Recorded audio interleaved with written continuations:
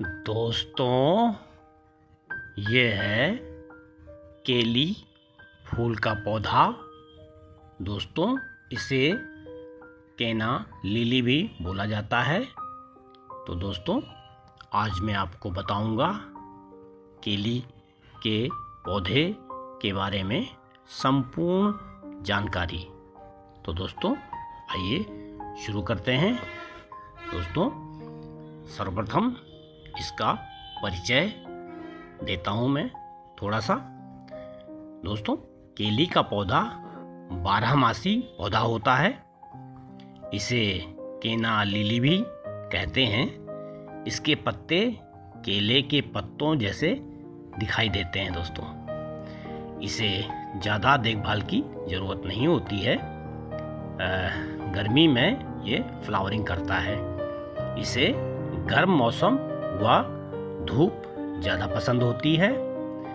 यह पौधा दोस्तों मिट्टी को शक्तिशाली व उपजाऊ बनाता है। जिस मिट्टी में दोस्तों ये लगा दिया जाता है वो मिट्टी काफ़ी शक्तिशाली और उपजाऊ हो जाती है। दोस्तों, केले के फूल के बारे में कहावत है कि जब हम केली के फूल से भगवान को जल चढ़ाते हैं तो जल भगवान ऊपर ले जाते हैं। फिर इससे जो बारिश होती है उसमें नहाने से जिन्हें चर्म रोग होने की संभावना होती है या जिन्हें चर्म रोग होता है वह दोस्तों ठीक हो जाता है। आपने दोस्तों देखा होगा जब बारिश आती है तो कुछ लोग नहाते हैं। तो दोस्तों, ये सब साइंटिफिक कॉज होते हैं। उसको इस तरह से लोगों के दिमाग में डाला जाता है जिससे उन्हें फ़ायदा मिलेगा दोस्तों। और दोस्तों, केली का पौधा जो होता है इसको लगाने का जो सही समय होता है वो होता है दोस्तों बसंत ऋतु।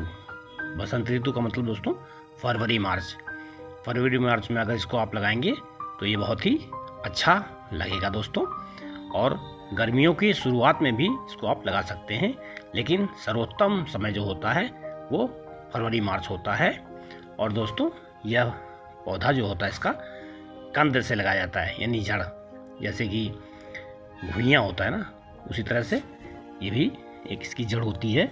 उसको मिट्टी में दबा दिया जाता है, उसमें से कल्ले निकलते हैं और पौधा निकल आता है दोस्तों।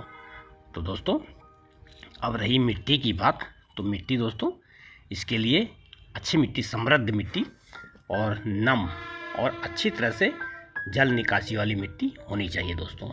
इसमें दोस्तों जल निकासी का विशेष ध्यान होना चाहिए। और खाद की बात की जाए दोस्तों तो इसको 1 महीने में एक बार संतुलित और धीमी गति से काम करने वाली खाद देनी चाहिए। बहुत तेज़ खाद नहीं दी जाती दोस्तों, क्योंकि ये बहुत तेज़ी में ग्रो करता है अपने आप ही।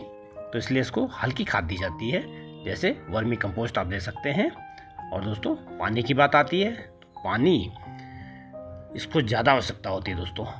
गर्मी के पौधा है दोस्तों, गर्मी में फूल लगते हैं इसमें, तो इसको पानी की बहुत आवश्यकता होती है। इसलिए इसकी मिट्टी हमेशा नम रहनी चाहिए और पानी निकासी वाली मिट्टी होनी चाहिए। मिट्टी दोस्तों नम तो रहनी चाहिए, लेकिन उसमें पानी रुकना नहीं चाहिए। पानी रुकना और नम होना दोस्तों अलग चीज़ होती है। पानी अगर रुक जाता है दोस्तों तो जड़ इसकी सड़ सकती है और पौधा आपका ख़राब हो सकता है। हालांकि दोस्तों बहुत ही कम मेंटेनेंस वाला पौधा होता है, लेकिन पानी अगर उसकी जड़ में इकट्ठा हो जाएगा दोस्तों तो फिर ये ख़राब हो ही जाएगा। अब दोस्तों, इसको कैसे गमले में लगाया जाए, ग्रो बैग में लगाया जाए, कंटेनर में लगाया जाए। तो दोस्तों, इसका पौधा जो होता है वो मल्टीप्लाई करके बढ़ता है। अगर आपने एक पौधा दोस्तों लगा दिया तो उसके नीचे से इतनी जड़ निकलेंगी दोस्तों, इतनी जड़ निकलेंगी कि ये बहुत कई पौधे उसमें निकल आते हैं। तो ये मल्टीप्लाई करके बढ़ता है। इसलिए इसको किसी बड़े ग्रो बैग या बड़े कंटेनर या बड़े गमले में दोस्तों लगाना चाहिए। अगर ज़मीन में लगा देंगे तो फिर कोई बात ही नहीं है, वो तो जगह उसको मिल ही जाएगी। लेकिन अगर आप गमले में लगा रहे हैं तो इसका साइज़ आप काफ़ी बड़ा लीजिए, क्योंकि ये बहुत ही जल्दी बहुत सारे पौधे नीचे से इसमें निकल आते हैं। फिर इसको दोस्तों संभालना मुश्किल हो जाता है। उसके बाद दोस्तों सर्दियों में इसकी देखभाल की बात आती है। अगर पाला पड़ता है तो इसकी जड़ों को सूखने के लिए छोड़ देना चाहिए या इसको खोद कर किसी ठंडे या सूखे स्थान पर रख देना चाहिए। आप मल्चिंग भी दोस्तों कर सकते हैं, मतलब जड़ को ढक देना वो भी कर सकते हैं। और दोस्तों यह एक बेहतरीन सजावटी पौधा होता है जिसे घर के प्रवेश द्वार पर जो है लगाकर सुंदरता बढ़ाई जा सकती है।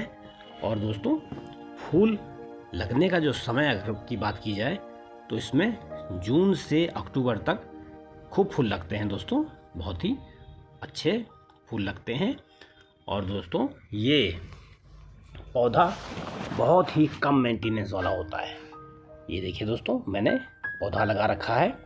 एक मैंने छोटे ही पौधे में ग्रो बैग में लगाया था 12 बाई 12 के, क्योंकि मेरे पास ग्रो बैग नहीं थे। लेकिन उसने दोस्तों इतनी प्रोग्रेस की है कि इसके अंदर दोस्तों बहुत कई पौधे निकल आए हैं। देखिए दोस्तों छोटे से ग्रो बैग में कितने पौधे इसके बन गए हैं। इसको दोस्तों मैं अच्छी तरह से देखभाल करता हूँ, इसलिए ये छोटे गमले में भी ठीक से लगा हुआ है और खूबसूरती से लगा हुआ है। और उसमें फूल भी देखिए दोस्तों लग रहे हैं। इसके फूल दोस्तों बहुत ज़्यादा टिकाऊ नहीं होते हैं, ये 1 दिन या 2 दिन में ही मुरझा जाते हैं। तो दोस्तों उस स्थिति में इसके फूल को जो है तोड़ लेना चाहिए, जिससे कि दूसरे फूल को खिलने का मौका मिले। और दोस्तों अगर आप इसका फूल नहीं तोड़ेंगे तो वो दूसरा फूल उतनी तेज़ी में नहीं खिलेगा।